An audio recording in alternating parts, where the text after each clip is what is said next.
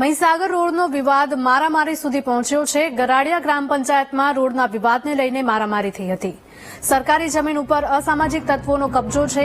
Road બને તો જમીન જતી રહે એટલે કામ અટકાવ્યું। સંતરામપુર પોલીસની હાજરીમાં ગામના સરપંચ સાથે મારામારી થઈ। ગરાડિયાના સરપંચે 3 શખ્સ સામે ફરિયાદ કરી।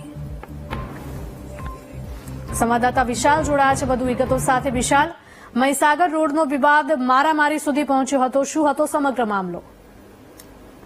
જી હરલ, ખાસ કરીને જો વાત કરવામાં આવે તો મહીસાગર જિલ્લાના જે ગરાડિયા ગ્રામ પંચાયત ખાતે એક નવીન રસ્તો બનાવવામાં આવ્યો હતો।